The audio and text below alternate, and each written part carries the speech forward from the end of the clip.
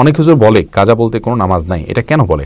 হারামকে হারাম না মনে করা কি ঈমান ভঙ্গের কারণ? মহানবী সাল্লাল্লাহু আলাইহি ওয়াসাল্লামকে উসিলা করে কি দোয়া করা যাবে? মুনাজাতের সময় কবরের মাটি ধসে যাওয়ার পর কবরে কি পুনরায় মাটি দেওয়া যাবে? মসজিদে ঘুমানো যাবে কিনা যদি আমি ইসলামের দাওয়াত দিয়ে বেড়াই? দিনদার জীবন সঙ্গী পেতে কি আমল করতে পারে? বড় দরুদ পড়লে যে সওয়াব পাওয়া যায়, ছোট দরুদ পড়লেও কি একই পরিমাণ সওয়াব পাওয়া যায়? বাক প্রতিবন্ধী কিভাবে সালাত আদায় করবে?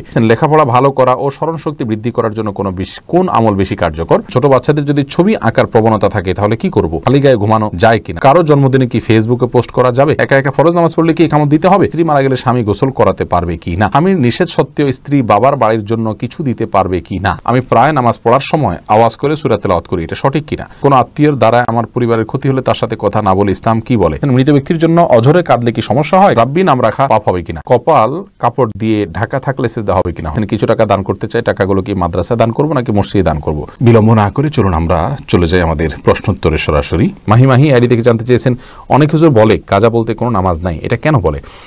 দেখুন, এটা নিয়ে দুটি মত রয়েছে। আসলে যারা বলেন কাজা বলতে কোনো নামাজ নেই, এটা এভাবে বলা তো আসলে সঠিক নয়। বাবু কাজাইল ফাওয়ায়েদ, এটা সমস্ত ফোকাহ একরামের কাছে এরকম অধ্যায় তারা রচনা করেছেন সমস্ত ফোকাহ একরাম, অর্থাৎ ছুটে যাওয়া নামাজ কীভাবে পড়বে।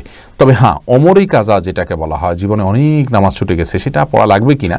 অনেক ওলামা একরাম বলেন যে না, এটা পড়া লাগবে না। বিশেষ করে সৌদি আরবের আলেমদের অনেকে বলেন এটা পড়া লাগবে না। তার কারণে তারা মনে করেন যে সালাত ইচ্ছাকে যে ত্যাগ করলে সে কাফের হয়ে যায়, আর কাফের ব্যক্তি নতুন করে সালাত শুরু করা মানে হলো নতুন করে ঈমান আনা। তো নতুন করে ইসলামে যদি আসে তাহলে তার আগেরগুলো মাফ হয়ে যায়। ইসলাম ইয়াহদু মা কানা ক্বাবলা, হাদিসে আসছে ইসলাম গ্রহণ করলে আগেরগুলো সব মাফ, যার কারণে তার নতুন করে সালাত পড়লেই হবে, আগেরগুলো আর পড়া লাগবে না। তবে এই যে মত, এই মতটি আপনার রাসূল করিম সাল্লাল্লাহু আলাইহি সাল্লামের বিভিন্ন হাদিসের আলোকে আমার কাছে খুব বেশি শক্তিশালী মনে হয় না। বরং এই মতটি মেনে নিলে তাহলে যখন তিনি নামাজ পড়েন নাই তাহলে স্বামী স্ত্রীর মধ্যে সম্পর্ক ছিন্ন হয়ে যাবে। যদি স্ত্রী নামাজি হয় আর স্বামী বেনামাজি হয়, অথবা স্বামী নামাজি হয় স্ত্রী বেনামাজি হয়, তাহলে তাদের মধ্যে তালাক হয়ে যাবে। যেহেতু নামাজ পড়ছেন না তিনি কাফের হয়ে যাচ্ছেন। বিশুদ্ধ মত এবং বেশি শক্তিশালী মত, এবং এটা আল্লামা আলবানী রাহিমাহুল্লাহর মত বটে, সেটা হলো যে ইচ্ছাকৃত নামাজ যদি কেউ ত্যাগ করেন আর অপরাধ বোধ থাকে তাহলে তিনি কাফের হন না। যেহেতু কাফের হন না তাহলে সেই নামাজ তাকে আবার পড়তে হবে। এ হলো কারণ। যারা মনে করেন সালাত ত্যাগকারী কাফের, তাদের মতে আর একটা কাজার ব্যাপার নাই, আর যারা মনে করেন কাফের না তাদের মতে এটা কাজা করতে হবে। মুস্তাকিম রহমান জানতে চেয়েছেন, হারামকে হারাম না মনে করা কি ঈমান ভঙ্গের কারণ?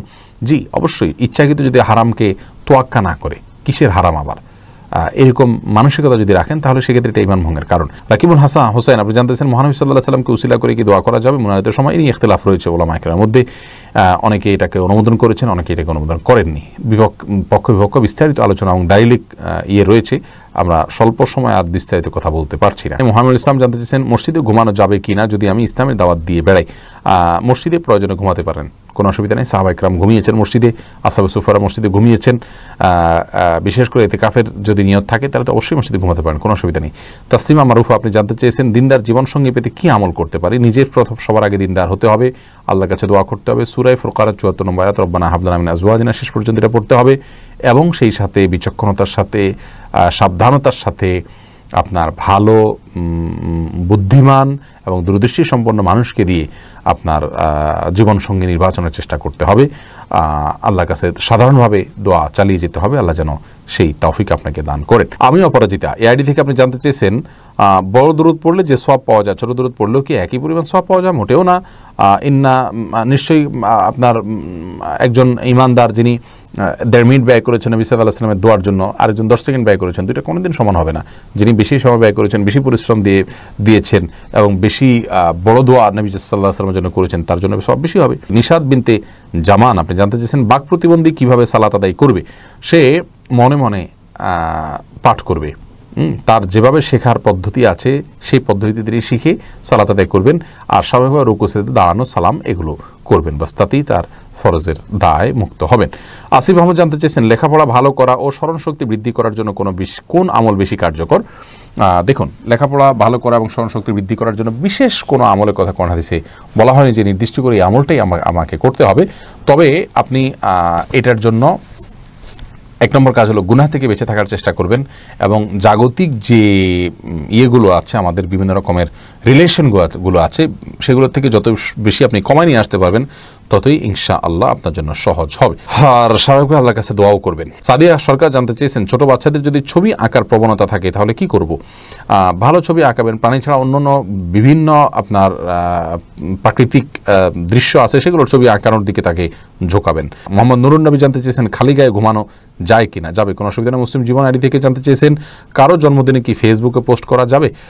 জন্মদিন উপলক্ষে বিশেষ কোনো উইশ করা ইত্যাদি করা, এগুলো ইহুদি খ্রিস্টানদের কালচার, এগুলো আমাদের অ্যাভয়েড করাই উচিত। কিন্তু ফেসবুকে যদি তার জন্মদিন এটা মানুষকে জানিয়ে দেয় তো বড় কোনো গুনাহ করেছেন এমনটি হবে না, কিন্তু কাজটা অনুচিত, অনুত্তম এবং ইহুদি খ্রিস্টানদের একটা কালচারকে তিনি ধারণ করে আছেন এমনটি বলতে হবে। আল্লাহর উপর ভরসা আইডি থেকে জানতেছেন, একা একা ফরজ নামাজ পড়লে কি একামত দিতে হবে? একামত দিয়ে নামাজ পড়া উচিত এই উদ্দেশ্যে যে আমার নামাজ, একামত, আমার তাকবীর, উচ্চস্বরে তাকবীর এটা শুনে কেউ এসে আমার সাথে যোগ দিতে পারে, জামাতে শামিল হতে পারে, এই আশায়। মিনহাজ আপনি জানেন, স্ত্রী মারা গেলে স্বামী গোসল করাতে পারবে কি না, এটা নিয়ে মত পার্থক্য করেছি। ইমাম আবু হানিফা রাহমাতুল্লাহ মাযহাব অনুযায়ী করাতে পারবে না, তবে অন্য উলামা ইকরামের মতে করাতে পারবে। মোহাম্মদ বিন জাকির জানতে চেয়েছেন, স্বামীর নিষেধ সত্ত্বেও স্ত্রী বাবার বাড়ির জন্য কিছু দিতে পারবে কি না? যেমন মাছ তরকারি, যেহেতু স্ত্রী ও বাবা মায়ের প্রতি হক রয়েছে, যদি স্বামী নিষেধ করেন তাহলে এটা দিতে পারবেন না। স্ত্রী স্বামীর কাছ থেকে আদায় করে নেবেন তার নিজের হিসেবে, সেখান থেকে তিনি দিবেন এবং তার জন্য মহারণা, তারপরে যে স্বামীর কাছ থেকে হাত খরচ চেয়ে নেওয়া বিভিন্নভাবে, এবং নিজে যদি ঘরে থেকে কোনো উপার্জন করার স্কোপ থাকে সেগুলো এরকম বিভিন্নভাবে নিজের যেটা হবে সেখান থেকে তিনি দিতে পারবেন। বাকি স্বামী যদি নিষেধ করেন তাহলে সেটা দিতে পারবেন না। মোহাম্মদ রুবেল জানতে চেয়েছেন, আমি প্রায় নামাজ পড়ার সময় আওয়াজ করে সূরা তেলাওয়াত করি, এটা সঠিক কিনা? একা একা যদি করেন কোনো অসুবিধা নেই, রাত্রে নামাজ হলে করতে পারেন। এইচএম ফুয়াদ রাফি জানতে চেয়েছেন, কবরের মাটি ধসে যাওয়ার পর কবরে কি পুনরায় মাটি দেওয়া যাবে? যাবে, কোনো অসুবিধা নেই। হ্যাপি খান জানতে চেয়েছেন, কোনো আত্মীয়র দ্বারা আমার পরিবারের ক্ষতি হলে তার সাথে কথা না বলে ইসলাম কি বলে? ক্ষতি হয়েছে, মন দুঃখ থেকে সাময়িকভাবে কথা বললেন না বা কম বললেন, একেবারে সম্পর্ক ছিন্ন করবেন না। আর যদি সম্পর্ক রক্ষা করলে বরং আপনার বিপদ হয়, সেই ক্ষতি করে, তাহলে সেক্ষেত্রে আপনি সম্পর্ক ছিন্ন করতে পারেন। আব্দুর রহমান জানতে চেয়েছেন, মৃত ব্যক্তির জন্য অঝরে কাঁদলে কি সমস্যা হয়? কাঁদতে পারেন, তবে চিৎকার করা, জামা কাপড় ছেঁড়া, হাত চাপড়ানো এটা উচিত নয়, এবং খুব বেশি চিৎকার করে কান্নাকারি করা উচিত নয়। একটু উচ্চস্বরে আওয়াজ হতে পারে, তবে যতটা নিজেকে কন্ট্রোল করা যায় ততটা ভালো। কাঁদতে তো অবশ্যই পারেন, রাসূল আকরাম সাল্লাল্লাহু আলাইহি ওয়াসাল্লাম তার ছেলের মৃত্যুতে কেঁদেছেন। মোহাম্মদ রাব্বি হাওলাদার জানতে চেয়েছেন, রাব্বি নাম রাখা পাপ হবে কিনা? রাব্বি মানে আমার রব, এটা নাম রাখা উচিত নয়, এটা পরিবর্তন করা দরকার। জয়রিয়া জেসমিন জানতে চেয়েছেন, কপাল কাপড় দিয়ে ঢাকা থাকলে সিজদা হবে কিনা? হয়ে যাবে, মোটা আলাদা কোনো আবরণ না, শুধু একটা পাতলা কাপড় আছে, অসুবিধা নেই, সালাত হয়ে যাবে। এরপরে মেহদাদ হোসেন মুরাদ জানতে চেয়েছেন, কিছু টাকা দান করতে চাই, টাকাগুলো কি মাদ্রাসায় দান করব নাকি মসজিদে দান করব? আবার যদি মানত করি যে টাকা দান করব, তাহলে কি আমি মসজিদে দান করব নাকি ভিক্ষুককে দিয়ে দিলে হবে?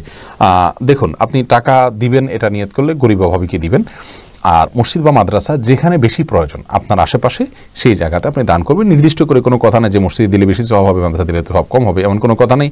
যেই খাতে বেশি প্রয়োজন সেই খাতে আপনাকে দিতে হবে। আর আত্মীয় স্বজনের ভিতরে গরিব যাদের কেউ থাকে তাদেরকে গরিবদের মধ্যে অগ্রাধিকার দেওয়া হলো উত্তম, দিলে ডাবল সওয়াব হবে, আত্মীয়তার সম্পর্ক রক্ষা এবং দানের সওয়াব, যেমনটি হাদিসে রয়েছে।